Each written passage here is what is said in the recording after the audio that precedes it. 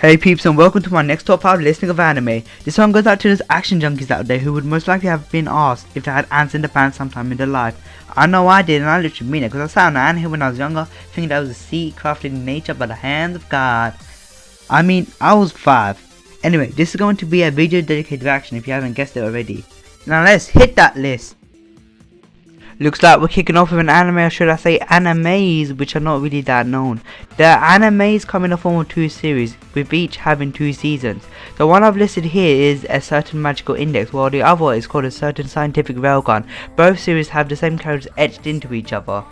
This is set in a futuristic type world where magic and science have a huge part in it. The science being the whole human being engineered from test tubes and walking around like 1,000 Narutos claiming to be the real one, while the magic comes from the ability which some individuals possess, such as teleportation, shooting electricity, and seeing people naked through their clothes.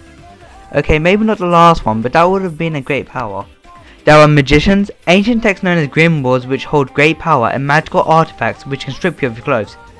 What a world they live in. In this version, the lead protagonist is Toma, who is studying at a school in Academy City where the science is off the charts. Nah, seriously, they have canned coffee. Oh wait, there's nothing special in Japan. God damn those pillow shagging holes.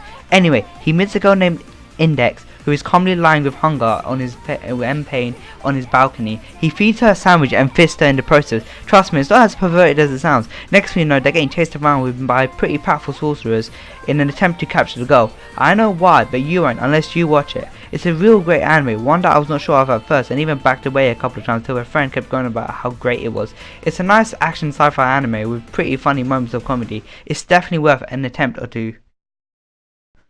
When you see this anime list, you know it's going to be good. The battles are literally to die for. No, seriously, you got people dying in this anime one after the other. This is an anime with samurais and swords in it. Nothing screams more action than one of the samurai with a cross scar mark on his cheek, who seems to trip up on everything. This is about a samurai who pretty much gave up the traditional way of the sword in exchange for a slightly more peaceful way of settling things. Of course, still uses the sword, but in a way that the majority of people he fights and wins against do not die. His past is something which is hidden but gets brought up as the anime progresses. At the beginning of the anime, he meets a girl who mistakes him for someone who he is but isn't at the same time, and afterwards he resides in her dojo and helps out with the chores. As the anime goes on, he starts making some real friends who end up freeloading much like our main protagonist Kenshin, and the monsters of his past appear and threaten to kill him and trying to bring back the monster which he holds deep within. This is an amazing anime and one which I enjoyed very much. Even though its art style is a little odd, with the anime first being released in the year 1996, it still is amazing. The anime may hold action as its forte, but it does have bits of romance and comedy as well. Now this is the shit. If anime was a drug, Snoop Otaku would be all over this shit. See what I did there? See? No. Well, screw you too. It has some pretty deep meaning and the plot is extremely well written and fairly complex to understand with all the jargon being thrown around at first. But as you watch it, you start picking up on it and start understanding more and more. It's set in a fairly modern / futuristic world where the world is inhabited by people known as contractors, who are people in a sense with no emotion at all and will only do stuff that will allow them to gain in one way or another.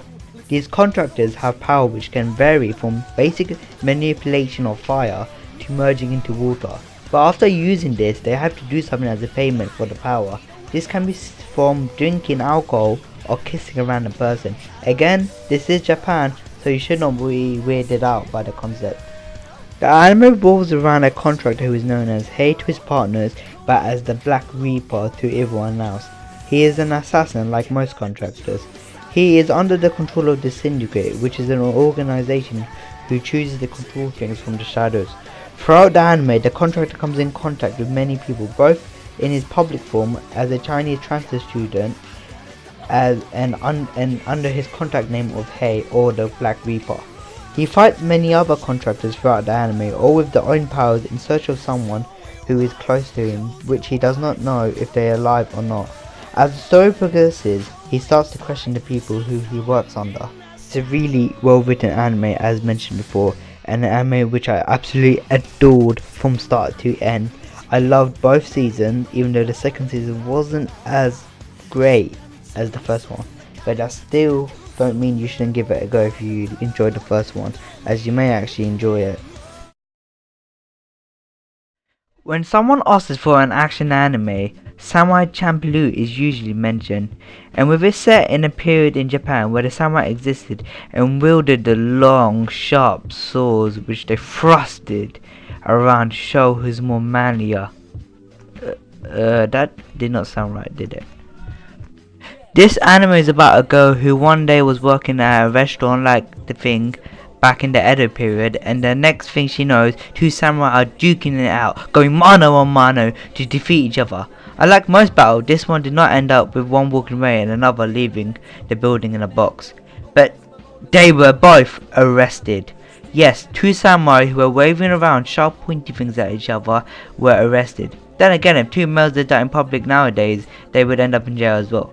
They later got saved by a girl and made their way all over Japan in search of a samurai who smells of sunflowers.